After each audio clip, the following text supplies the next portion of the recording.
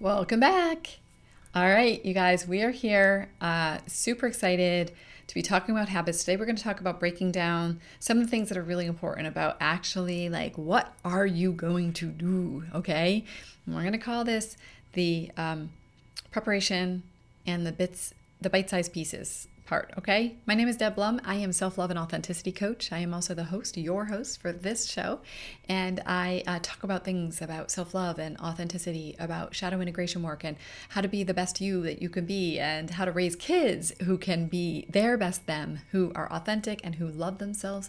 Because I truly believe that this is where we are going. We are trying to extricate ourselves from all those shoulds and all the demands and the fact that other people might give us the impression, or we have in our head, that we're not enough, and coming to the place of that we genuinely are enough, and that we genuinely are in charge of our lives, and that we actually stand on our worth, and we have our voice, and we have our perspective, and we have our opinion, and we allow other people to. And anyone who tells you that any of this is selfish is absolutely misunderstanding what self-love is, because self-love is actually the epitome of coming into the place where we are centered and so sure about ourselves, so secure with ourselves, that we don't actually need to try to like get our needs met from other people in these kind of like backward sideways ways, that we can actually genuinely hear another person when they speak without making it about us.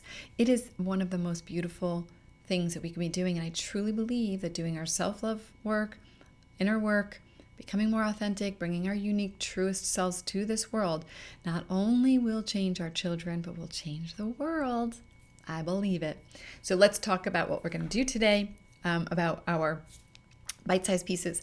So here's the thing. Most people, when they try to form a habit, they try to do either too many things at one time, they try to do it too many times in a week, they try to do too big, they just try to take a big, huge bite. And so they're trying to like eat a whole elephant instead of one teeny tiny little bite at a time.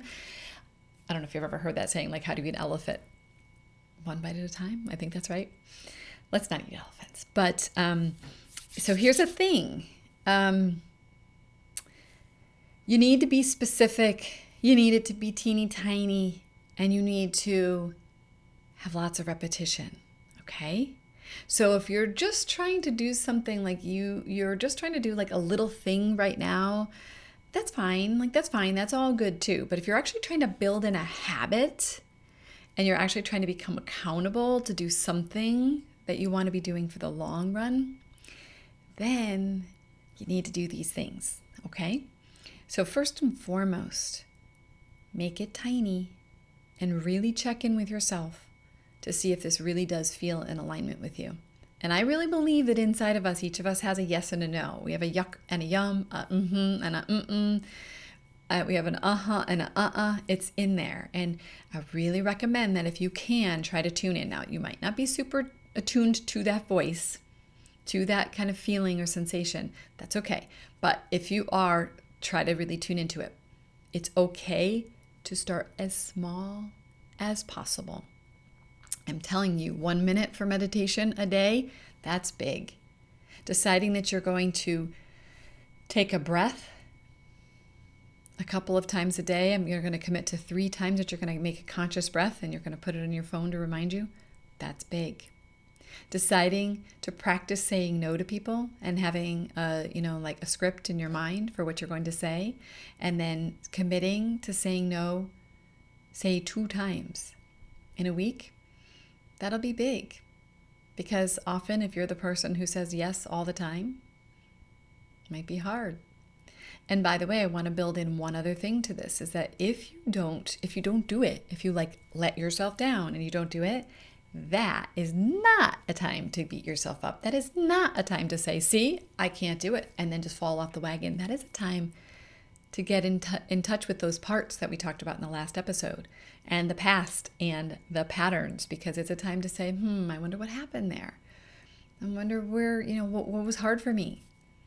Why did I end up, not being able to do what I wanted to do there? Be gentle and kind with yourself. You can do that. So my house is getting loud, so beware. So the most important thing to do is to do super, super small.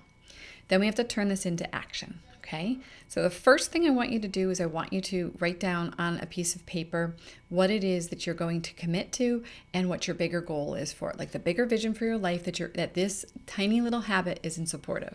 So the tiniest habit, what's that in support of? Try to get it big enough that it's something that you really are excited about. So when you look at the thing that you're reaching toward, that should give you a little bit of a feeling of excitement.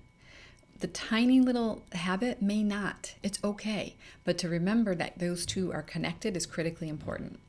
The next thing is to think about what types of things need to be done in order to increase your success. So, for example, do you need to put on your phone a reminder? Do you need to put in an actual schedule on your calendar? Do you need to list out the things that you need to be doing? Do you need to put every day at a certain time?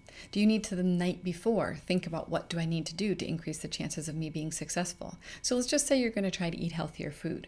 Do you need to also plan to cut up vegetables the night before? Let's just say that you're going to do something like go to the gym. Do you want to lay out your clothes the night before and have a first step, which is just putting your shoes on?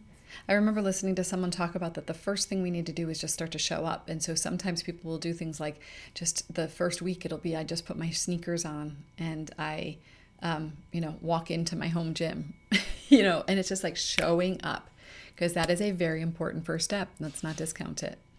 And then the question is, so what needs to be done? Do you need another thing is I heard about this app called Forest, and you can look it up, and it helps you to manage your time that you're on your phone. So do you need to download the app on your phone? Do you need to set reminders? What do you need to do to increase the chances of you being successful? Do you need to tell another person that you're doing this? Do you want a buddy, an accountability buddy? So these kinds of things you build in, and that is what's going to make you successful. So this is preparation and bite-sized pieces. They are really important. So keep those in mind. I want you to do as much of this as on a piece of paper for yourself, writing it down, and then setting out the plan of what it is that you need to do in order to increase the chances of you successfully doing these things, because you can do it. I am positive you can. All right, we'll talk to you the next time. When we get in the next piece, it's actually going to be with the assumption that you've already started to do this work, and we're going to talk about the what you need to be doing kind of throughout the process. It's going to be the parts pieces of it. We're going to talk about pride, which is what I actually say you could say gratitude, but it's gratitude for yourself, gratitude that you've been through it. And profit, what are you getting from it? What are you getting from it? Checking in. And we're going to talk about those things in the next series here. All right. Thanks so much. And don't forget to subscribe and to hit the bell if you enjoy these. And please always click the thumbs up to like this video. Thanks.